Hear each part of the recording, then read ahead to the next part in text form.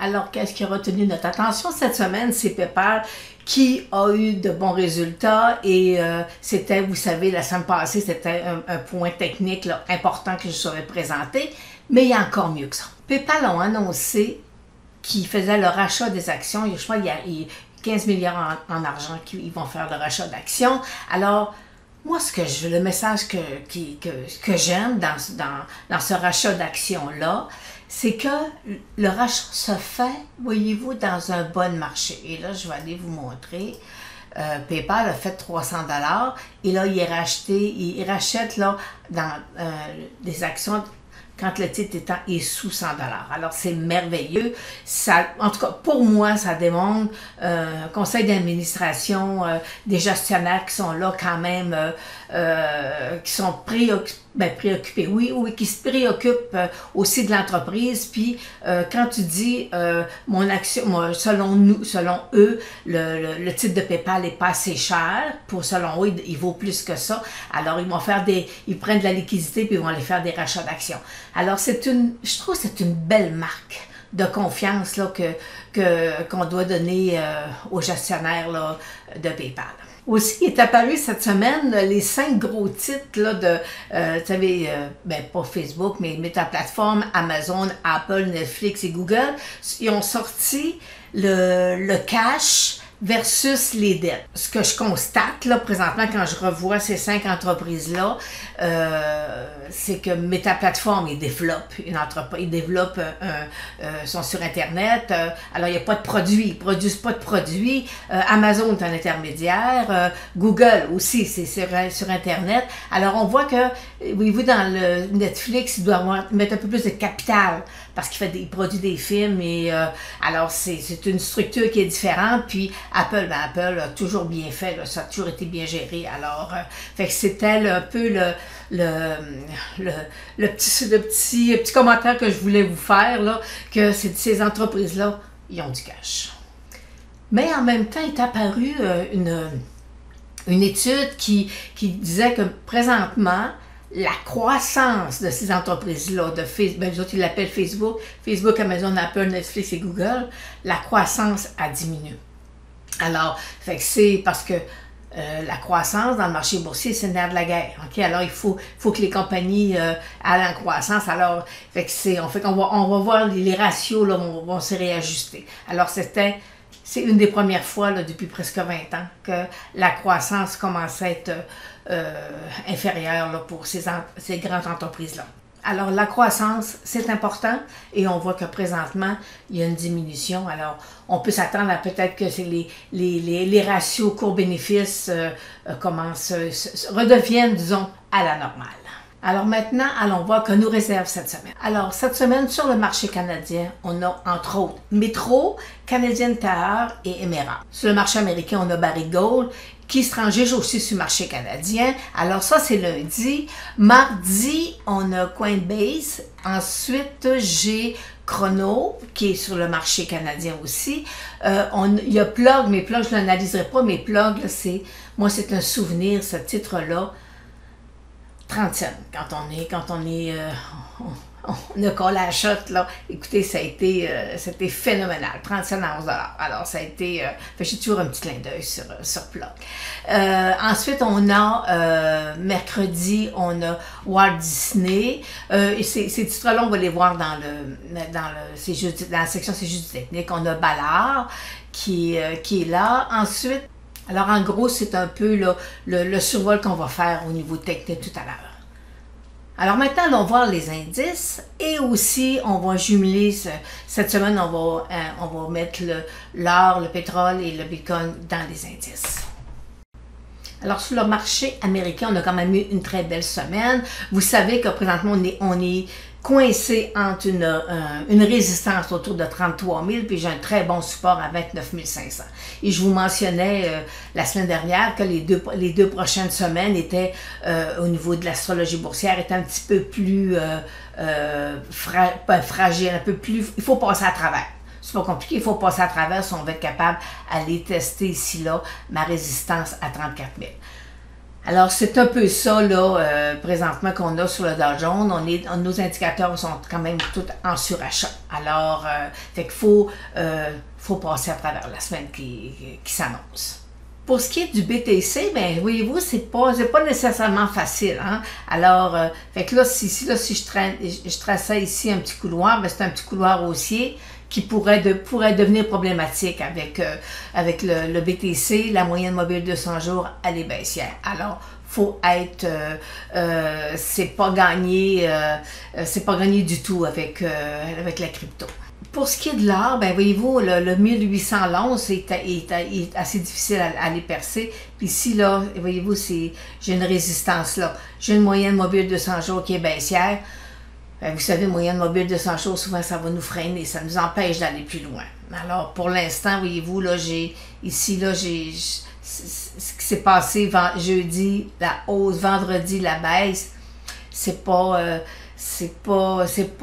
gagné d'avance, là. Mais on a quand même eu, là, voyez-vous, moi, je vous avais mis un point à 1675, il a fait 1680. Alors, je suis quand même contente de mon support là, qu'il fallait surveiller. Et là, on est en rebond.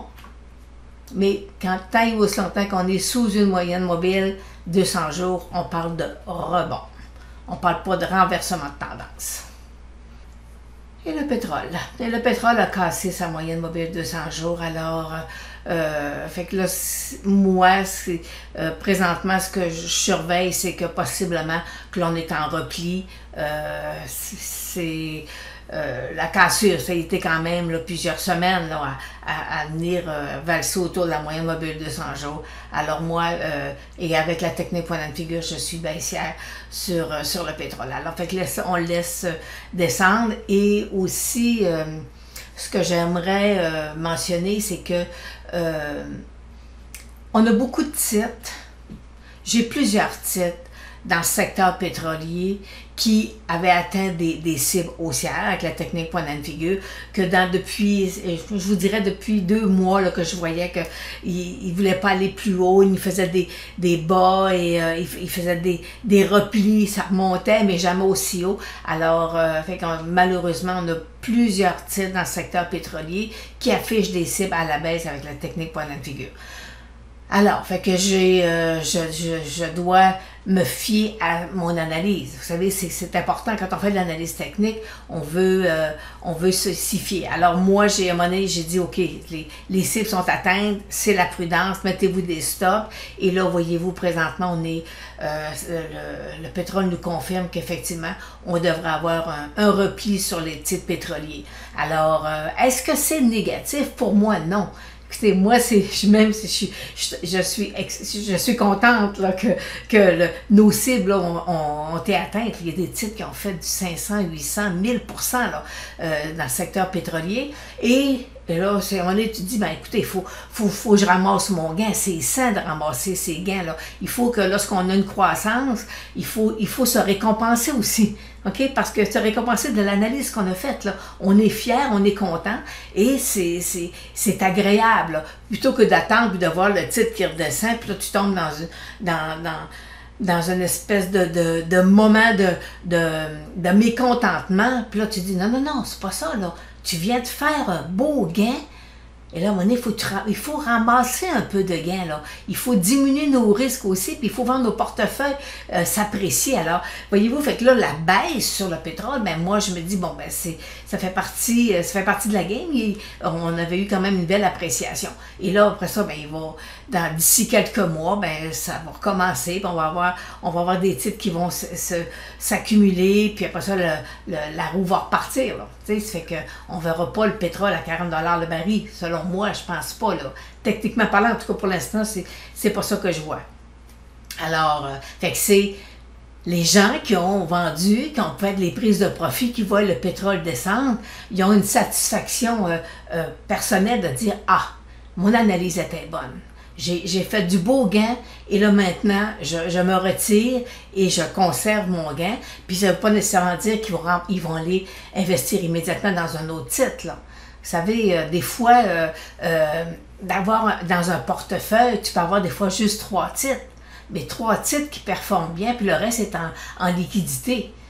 quand on est dans des marchés là, comme on a présentement, là c'est les technos qui ont monté, mais qu'on est quand même, c'est encore rien d'officiel, que tout est reparti. Là. Alors, des fois, tu peux avoir juste 3 titres, ou tu peux en avoir juste un. Puis tu le laisses aller, tu le laisses rouler, puis il va bien. Puis tu es quand même satisfaite de voir que ton portefeuille, il n'est pas à la baisse. OK? Alors, il faut prendre des gains. Puis c'est comme ça qu'on passe des fois des belles journées, puis on regarde notre mois, puis on dit ah, j'ai un mois quand même positif malgré tout. Là. Alors, il faut ramasser nos gains, puis des fois, parfois, attendre pendant des fois quelques temps avant de réinvestir. Alors, on va aller voir, on va aller dans la section c'est juste des techniques. Alors, vous avez devant vous ma chaîne YouTube, c'est là que je dépose à chaque semaine mon clin d'œil de la semaine. Et vous savez que YouTube, ce qu'il aime, c'est que les gens qui produisent des vidéos, qui nourrissent la chaîne, aient au moins 1000 abonnés. Alors, j'ai présentement, voyez-vous, je vous montre, là, je suis à 986 abonnés. Alors, je vais vous demander, ceux qui aiment le travail que je fais, de venir vous abonner pour que vous soyez, qu'on passe le 1000 abonnés, et à ce moment-là, la visibilité de la chaîne est beaucoup plus grande avec YouTube. Alors, je vous demande un petit effort. Donc, je vous demande si vous appréciez le travail que je fais, de venir vous abonner, qu'on soit capable de passer le 1000 abonnés. Alors, sur le marché canadien, on a Metro qui dévoile ses résultats. Oui, c'est une belle entreprise, consommation de base. Okay, c'est un secteur qui est quand même à privilégier là, et moyenne mobile 200 jours, elle est toujours haussière. Alors, voyez-vous ici, là, si je trace ici, je suis dans un petit triangle. Alors, s'il sortait par le dessous, ça veut dire qu'on pourrait revoir là, Metro là, venir se replier sur 60 $. Non, 63 $. Nous avons Barrick Gold qui suit forcément le prix de l'or. Alors, il se replie lui aussi. Et voyez-vous, là, on est dans je vais aller vous tracer un petit couloir latéral. Alors, on est dans un petit couloir latéral, mais voyez-vous, moyenne mobile 200 jours baissière. Alors, ça, c'est le premier constat. Et là, il faut qu'il s'accumule, il faut que les moyennes mobiles 8,34 croisent et qu'ils repartent. Alors, pour l'instant, ça m'aide d'avoir de bons résultats parce que c'est pas un revirement de tendance là, immédiat, techniquement parlant. Alors, le titre de Ballard, voyez-vous, belle accumulation. Si je venais ici, là, vous tracer là, ce qu'on appelle une belle phase 1. Hein? Alors, voyez-vous, quelques mois. Et après ça, voyez-vous, mais là, je manque un peu de volume. Moyenne mobile 200 jours, elle est toujours baissière. Alors, selon moi, on va le laisser s'accumuler là, pendant encore quelques semaines. Puis après ça, ça va peut-être devenir un titre qui va devenir super intéressant. Mais pour l'instant, aujourd'hui, je vous dis, c'est pas un renversement de tendance du tout. Sur le marché américain, c'est, moi je l'appelle Coinbase, je l'ai toujours appelé comme ça. Alors, oui, lui aussi, belle accumulation de phase 1. Alors, puis quand je vous mentionnais, il y a fait 2-3 semaines, qu'on est dans un festival des phases 1. Alors, il y en a énormément. Des fois, on va avoir des périodes où on va avoir plein de triangles. On va avoir d'autres où c'est plein de couloirs haussiers, plein de couloirs baissiers, mais présentement, la tendance, c'est des phases 1. Alors, qui dit phase 1, ben c'est des phases 1, quand ça débute, ça repart, mais c'est ça qui va nous emmener des titres à la hausse d'ici les 18 prochains mois. Là. Alors, c'est nos rendements futurs.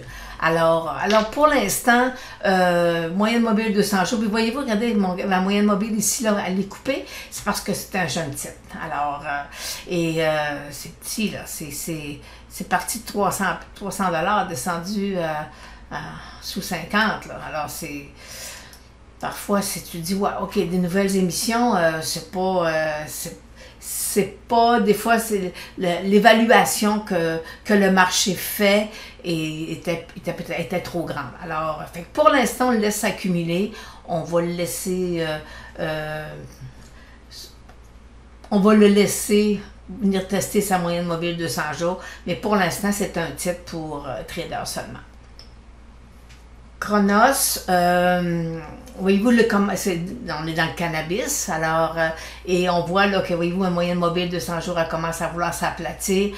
Alors ici, là, il faut le laisser s'accumuler. Après ça, il va nous donner une tendance, là, peut-être un peu plus haussière. Est-ce que c'est le temps de prendre position? Selon moi, non, parce que j'ai quand même, là, j'ai eu du volume, mais ça va m'en prendre pour qu'il perce sa moyenne mobile de 100 jours. Alors, fait que pour l'instant, on le surveille, mais ça peut être quelque chose d'intéressant d'ici les prochaines semaines. Le beau Canadian Tire. Alors, c'est une belle entreprise, là. Alors, voyez-vous, ici, là, il y a très beau support à 160. S'il cassait, on peut s'attendre, voyez-vous, je vous ai mis un cercle, là, on peut s'attendre à ce qu'il descende, aller tester le 140. Et le constat qu'on fait, regardez, je suis sous ma moyenne mobile de 100 jours. Alors, c'est pas, ça va lui en prendre beaucoup pour être capable de venir traverser sa moyenne mobile de 100 jours. Alors, pour l'instant, faut être prudent avec le titre. Les gens qui sont déjà actionnaires, bien, vous savez, vous possédez Canadian Tire dans vos portefeuilles, mais vous savez, parfois avec votre courtier, vous pouvez faire des stratégies d'options, vous pouvez vous protéger. Alors, fait que c'est pas... il y a des décisions à prendre là, si jamais il cassait le 160 $. Le titre de Walt Disney, qui a été forcément touché par la pandémie. Hein? Quand tu n'es plus capable de voyager, ben, ça devient un peu plus compliqué. Alors, mais quand même intéressant, là, vous savez, il a quand même tout descendu tout près de 90 $. C'est un titre...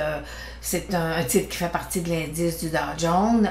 Moi, j'ai quelqu'un qui m'en parle depuis quelques mois, puis Lynn, c'est un titre de qualité, puis oui, titre de qualité, mais le titre, il descend. Ça a bien beau, oui, ça peut être quelque chose de qualité, mais pour l'instant, c'est pas, on n'a pas, voyez-vous, ici, là, il a cassé sa moyenne mobile de 100 jours, puis la moyenne mobile de 100 jours, elle est toujours baissière. Alors, il faut lui laisser le temps de s'accumuler. Des fois, vous êtes mieux de payer 10 $ de plus l'action, mais être dans un train qui monte, là, puis que de regarder votre titre, puis de dire hey, mon Dieu, est-ce que j'ai fait le bon choix? Est-ce que c'était bien que je prenne position tout de suite? Là? Alors, fait, voyez-vous, c'est du technique. Là. Alors, il faut... des fois, c'est préférable d'attendre un peu, puis d'avoir un point d'entrée qui nous satisfait, puis qui nous rend, où on n'a pas d'inquiétude, OK? Où je vous dirais, le bonheur nous attend. Là. On est là, puis on est content d'avoir eu la patience, parce que dans le marché boursier, la patience, là, c'est une qualité qui est excessivement importante. Alors, Emera, triangle, moyenne mobile de 100 jours plate. Alors, voyez-vous, il est venu sortir et là, il y a un bon support à 57. S'il cassait le support à 57, on pourrait... ça va devenir baissier. Alors, fait que pour l'instant, il sort de son support, mais j'ai une très... il sort hors de son triangle, mais j'ai quand même un bon support autour de 57. Canada Goose, intéressant. Là, la baisse, là, on voit voyez-vous, on a une autre phase 1. Alors là, ce qu'on veut, c'est que la moyenne mobile de 100 jours se stabilise. Et après ça, là, le titre, lui, va s'accumuler, puis on va voir apparaître du volume. Et là, après ça, il va repartir, puis on va être capable d'aller calculer une cible à la hausse. Mais c'est pas quelque chose qui va se faire dans le prochain mois. Là. Alors, fait qu'on le laisse s'accumuler, mais c'est des titres qui peuvent être super intéressants là, pour le futur. Là.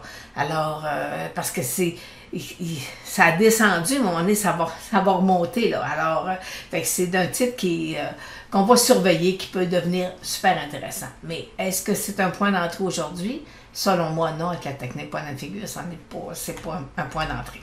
Alors, c'est ce qui termine aujourd'hui notre clin d'œil de la semaine et je reviens sur notre chaîne YouTube. Alors, si vous aimez le travail qu'on fait, vous aimez les analyses qu'on vous propose à ce moment-là, vous savez que la technique point de figure, c'est la base de mes analyses. Alors, si ça vous intéresse, bien sûr, là, on vous donne de la formation. Puis, si vous aimez ça, ben, venez vous abonner. Alors, parce qu'on veut passer le 1000 abonnés. Alors, sur ça, je vous souhaite une bonne semaine et on se revoit en fin de semaine prochaine.